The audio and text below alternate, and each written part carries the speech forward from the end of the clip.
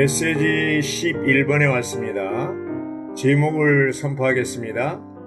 전쟁하시는 그리스도와 전쟁하는 교회를 예표하는 다윗과 아비가일. 이렇게 됐습니다. 전쟁하시는 그리스도, 전쟁하는 교회를 예표하는 다윗과 아비가일. 여기 이제 로마자 1번은 사무엘상 25장 전체, 다윗이 나발과 아비가일의 일을 처리하는 것에 대한 기록이라고 그랬습니다. 로마자 2번은 고난 가운데 전쟁하시는 그리스도의 예표인 다윗을 말하고요. 로마자 3번은 아비가일은 고난 가운데 전쟁하는 교회를 예표한다, 이렇게 볼 수가 있고요. 로마자 4번은 아비가일의 예표는 예수님께서 받으신 비난을 짊어지고 진영 밖으로 나가는 믿는 이들을 묘사한다고 했습니다. 로마자 1번의 사무엘하 25장에 보면요, 3절, 그 사람의 이름은 나발이었고 아내의 이름은 아비가일이었다. 그 여인은 뛰어난 분별력을 지녔을 뿐 아니라 외모도 아리따웠다. 그러나 그 사람은 완고하고 행실이 악하였다. 그는 갈렙 족속이었다. 이 나발이 갈렙 족속이네요. 란영재님이 메시지 11번을 전하면서 두 번이나 얘기하시더라고요. 아니, 어떻게 이게 나발 같은 사람하고 아비가일이 결혼했냐. 어울리지 않는다는 거죠. 근데 4절에 보면 다윗은 나발이 양털을 깎고 있다는 소식을 광야에서 들었다고 그랬습니다. 그래서 다윗은 젊은이 10명을 보내면서 그들에게 말하였다. 갈멜로 올라가 나발을 만나 나 이름을 문안하고 이렇게 말하쇼. 이제 했거든요. 8절에 보면요, 어른의 일꾼들에게 물어보시면 그들이 말해줄 것입니다. 우리가 이렇게 좋은 날에 왔으니 나의 젊은이들이 어른 앞에 은총을 입게 해주시기를 바랍니다. 무엇이든지 수중에 갖고 계신 것이 있으시면 어른의 종들과 어른의 아들 다윗에게 좀 주십시오. 아주 굉장히 낮은 자세로, 겸손한 자세로 지금 요청하는 겁니다. 어른의 아들 다윗이라고 그랬어요. 이건 굉장히 대화법에서 상당히 겸손한 태도거든요. 근데 여기 좋은 날이라고 그랬죠. 좋은 날에 왔다는 게, 좋은 날이 무슨 날이냐면은 4절에 나발이 양털을 깎고 있다는 소식을 광야에서 들었다고 그랬잖아요.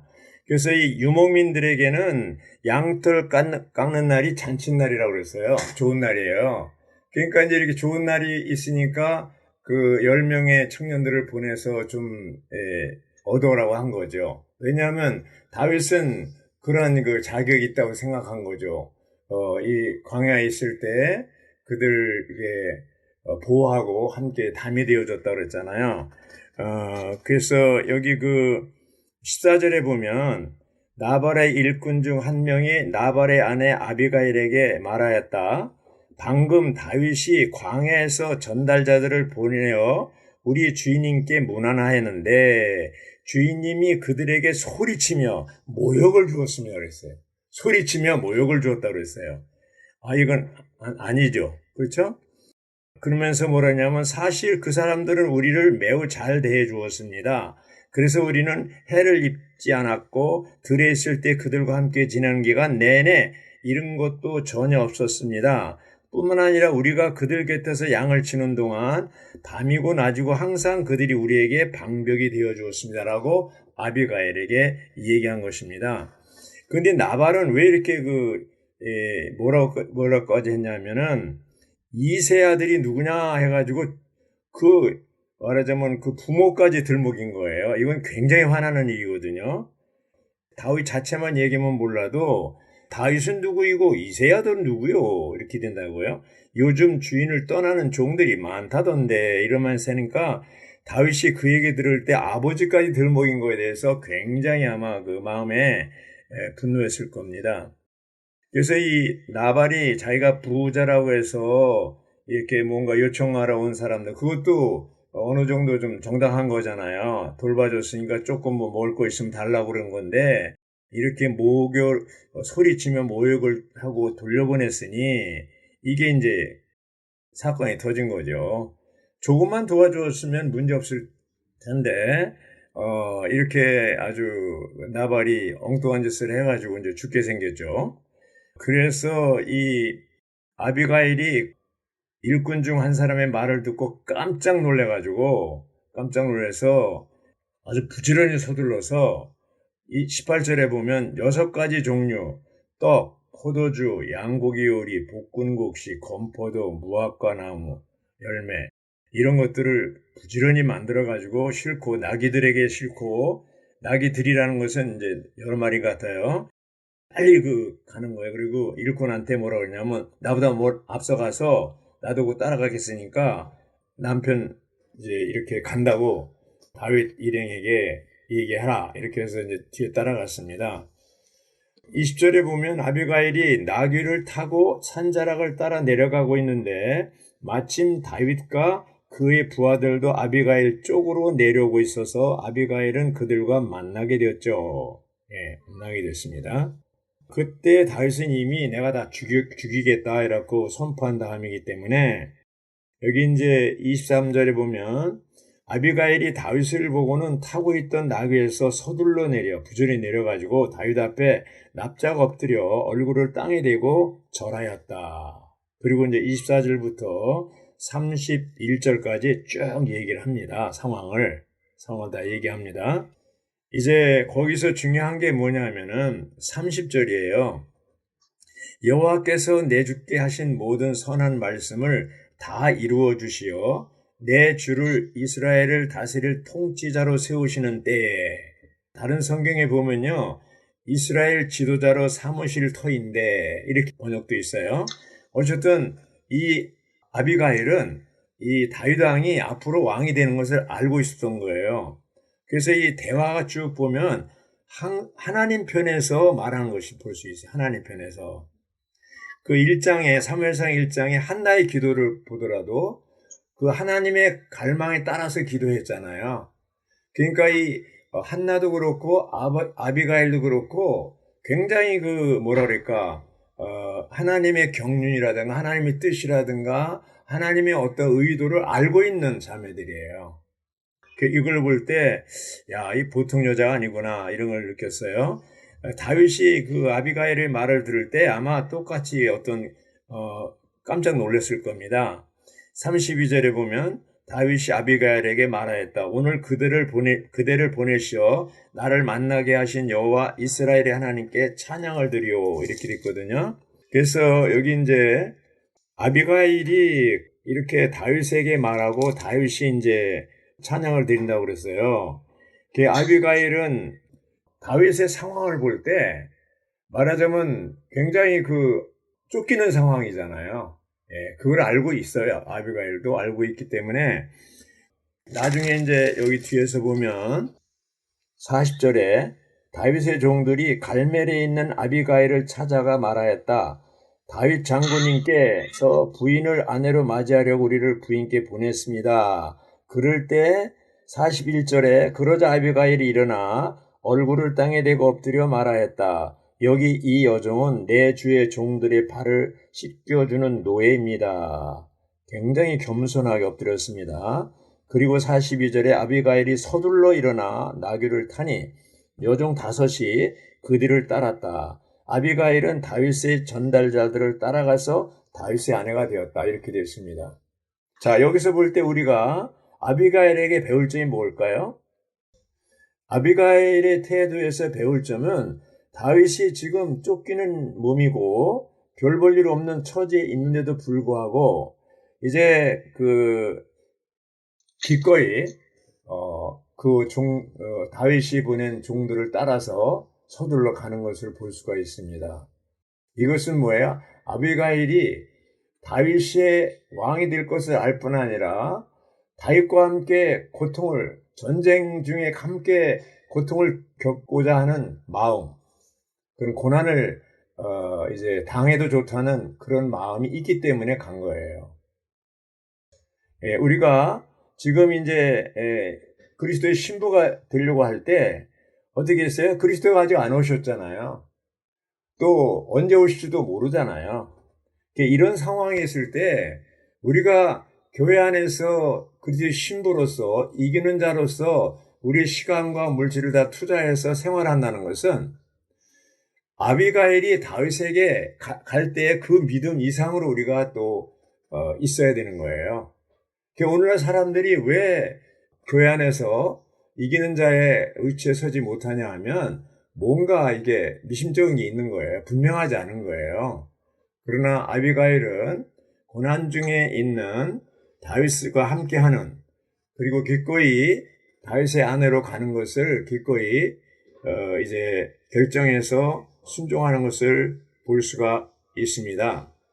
하나님의 건축물을 위한 터인 좋은 땅을 얻기 위해서 원수를 정복했잖아요. 블레셋 계속 싸워서 이겼잖아요. 거듭 승리했죠. 다윗은 백전백승했는데 그렇게 싸울 때마다 이길 수 있었던 것은 뭐냐면 싸울 때마다 항상 하나님께 의논했어요. 하나님께 의논했을 때 하나님이 작전사령관으로 이렇게 해가지고 코치했어요. 그렇기 때문에 싸울 때마다 다 승리했습니다. 예수님은 이 땅에 오셔서 사복음 세우면 한 번도 패배한 적이 없어요. 어떤 대적이 와서 어떤 유혹을 해도, 또 사탄이 와서 유혹을 해도 다 이겼어요. 그러니까 주님은 어떠신 분이에요? 승리하신 그리스도이시죠. 모든 면에서 이기신 그리스도를 우리가 알 수가 있겠습니다. 그래서 그리스도는 승리자이시고, 우리가 승리하신 그리스도를 우리가 영접해서 이제 우리 안에 영접을 했잖아요. 우리 안에 들어오신 영이신 그리스도는 어떤 분이에요? 사탄을 이기고 세상을 이기고 죄와 죄들을 이기고 계명의 율법을 이기고 모든 것을 끝내신 그러한 그리스도입니다. 요한복음 19장 30절에 보면 내가 다 이루었다고 그랬습니다. 그것이 영어 성경에 보면 it is finished라고 그랬어요. 다 끝마쳤다는 거예요. 모든 구약의 예언과 이런 그런 것들, 그것을 다 성취하시고 마치셨다는 거예요. 사탄 머리를 박살냈어요. 끝냈어요. 그래서 그리스도는 이미 승리하신 분이기 때문에 승리하신 그리스도가 이제 전사하신 그리스도가 우리 안에 들어오셨죠. 시편 110편 1절 2절과 5절 6절에 보면 네 원수를 네 발받침이 되기까지 내 우편에 앉아있으라. 삼층천에서 이미 그리스도는 부활 승천하셔서 승리하신 그리스도로서 앉아 계시는데, 근데 머리이신 그리스도는 문제가 없지만 몸인 교회가 함께 몸 안에서 교회 안에서도 이기는 자들과 함께 이 사탄을 박살내는, 이러한 밟아버리는 이러한 때가 오기를 위해서 주님 기다리고 계시는 것이죠. 그래서 여기 보면은 그리스도께서 돌아오셔서 위대한 승리자로서 심판을 집행하실 거라고 했습니다. 첫 번째 오신 그리스도는 구속주로 오셨지만 두 번째 오시는 그리스도, 재림하시는 그리스도는 심판주로 오십니다. 누구를 심판합니까? 바로 사탄과 그 악한 영들, 그렇죠? 심판합니다. 물론 믿는 이들도 그리스도 심판대에서 보상과 징계를 하십니다. 그건 심판이 아니라 어카운트하고 계산한다고 그랬습니다. 그래서 다시 오시는 주님은 계시록 19장에 있는 것처럼 이제 어린 양의 혼인잔치가 열어지고 오실 때, 주님이 오실 때 어린 양 혼인잔치가 열어지고 또 악한 자를 이제 이기는데 완전 괴멸시키는데, 그 전에 어떤 일이 벌어지냐 하면요, 계시록 12장에 사내아이, 죽은 이기는 믿는 이들, 계시록 14장에 첫 열매, 살아있는 이기는 믿는 이들이 삼층천으로 휴거된 후 삼층천에서 그리스도는 그 이기는 이들과 함께 공중으로 오십니다. 공중에 오셔서 이제 그리스도의 심판대가 있고 거기를 통해서 보상과 징계가 이루어지고 이기는 자들과 함께 결혼식이 이루어지고, 그렇죠? 그리고 신혼여행을 신부군대와 함께, 왕이신 그리스도는, 신랑이신 그리스도는 신부군대와 함께 어디로 갑니까? 아마겟돈 전쟁으로 갑니다. 아마겟돈으로 갑니다. 거기서 적그리스도와 그의 군대들과 싸워서 계시록 18장에 보면 그 각주에 보면 그 싸움이 얼마 만에 끝나냐면 일주일 걸리고 하루 걸리고 그런 게 아니고 1시간 내에 끝내버린다고 그랬어요. 1시간 내에 적그리스도와 짐승이죠. 그 다음에 그의 그 군대들을 괴멸시킨다고 그랬어요. 멸망시킨다고 그랬어요. 거기에 우리가 이제 그 전쟁이, 아마겟돈 전쟁이 마지막 전쟁인데, 인류 마지막 전쟁인데, 그 전쟁에 우리가 동참하기 위해서 오늘날 우리는 교회 생활 가운데서 어떤 사람이 돼야 되겠어요? 아비가일. 아비가일이 누굽니까? 이기는 자죠. 이기는 자입니다. 아비가일이 돼야 됩니다. 그래서 여기 이제 로마자 3번에 보면요.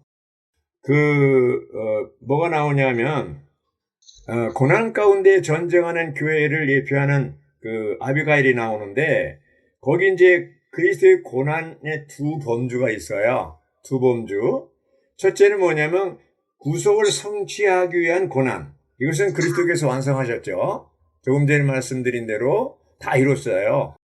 요한복음 19장 30절에 있는 대로 다 이루었습니다. 그리스도의 구속을 성취하기 위한 고난은 주님께서 다 성취하셨어요. 우리는 거기에 참여할 수가 없어요.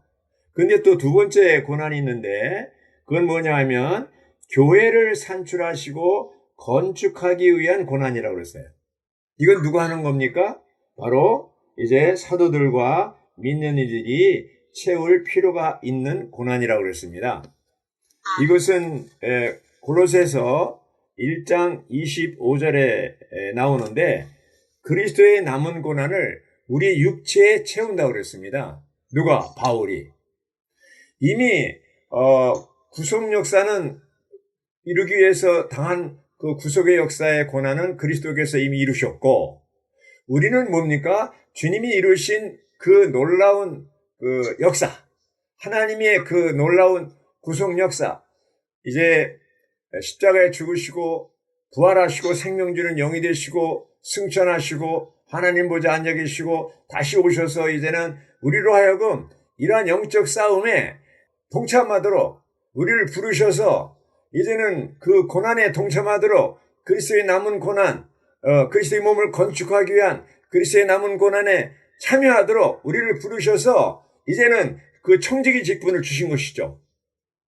그래서 골로새서 1장 24절에는 바울이 뭐라고 그랬냐면 그리스도의 남은 고난을 내 육체에 채운다고 그랬습니다. 그리고 25절에서는 뭐예요? 청지기 직분을 얘기하면서 그 청지기 직분이 그리스도의 남은 고난에 동참한 거라고 한 것이죠. 묻겠습니다.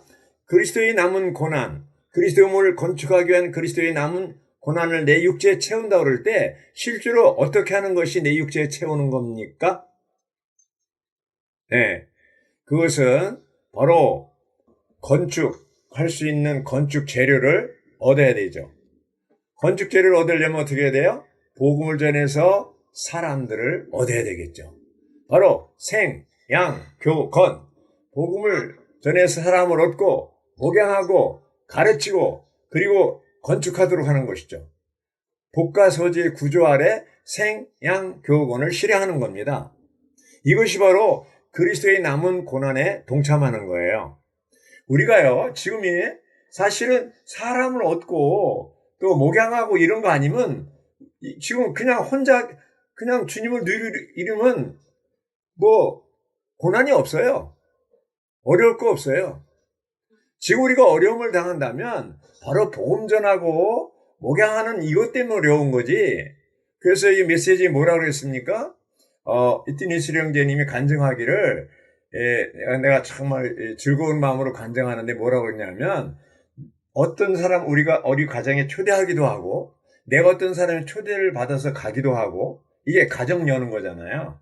이런 가운데에 정말 영적으로 많은 공급과 온전케함이 있다는 것이죠. 이것이 아주 즐거운 일이라는 거죠. 그래서 우리가 그리스도의 남은 고난에 동참하는 것이 뭡니까?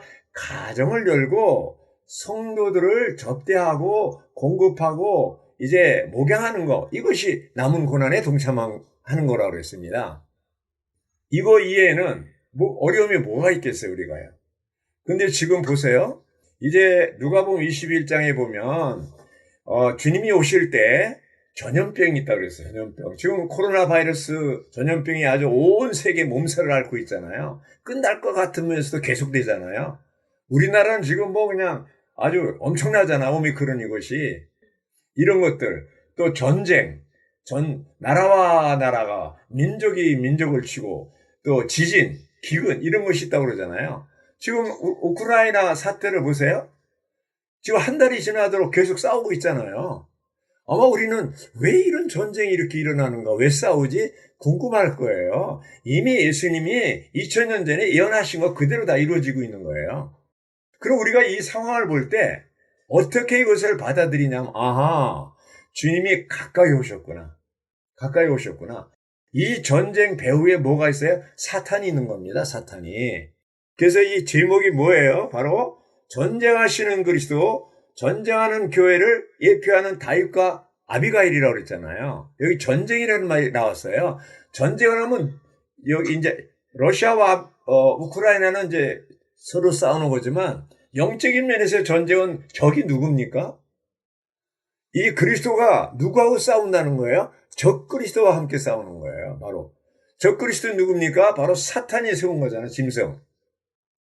첫 번째 창조가 천사들이 중심이었는데 그 천사상 루시퍼가 자기 아름다움을 보고 자기 위치가 높은 것을 보고 교만해져 가지고 창조주 하나님을 반역했잖아요. 그래서 뭐예요? 하나님이 심판해서 사탄이 되어버렸잖아요. 위치를 떠난. 그때부터 어떻게 해요? 이 우주에는 두 가지 의지가 생긴 거예요. 하나님의 의지, 의도가 있고 사탄의 의지, 의도가 있는 거예요. 그래서 이 전쟁이라는 게 하나님의 의지와 사탄의 의지가 충돌해가지고 전쟁이 일어나는 거예요.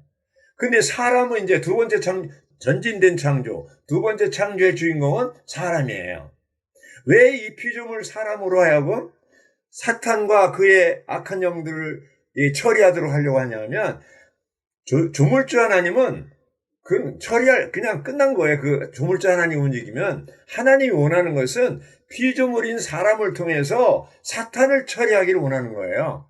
첫 번째 아담은 실패했지만 둘째 사람 그리스도는 어떻게 해요? 사탄을 이겼잖아요. 이 사탄을 이긴 그리스도가 모든 것을 이긴 다음에 십자가에 죽고 부활하셔서 생명 주는 영이 되셔가지고 우리 안에 들으셨잖아요. 우리 안에 들으셔서 이제는 밖에서 구약시대는 밖에서 말씀하셨는데 신약시대는 안에서 말씀하시잖아요. 이 실제의 영이 우리 안에 들으셔서 이것이 뭡니까? 술람미잖아요. 술람미. 여기 로마자 4번에 나오잖아요.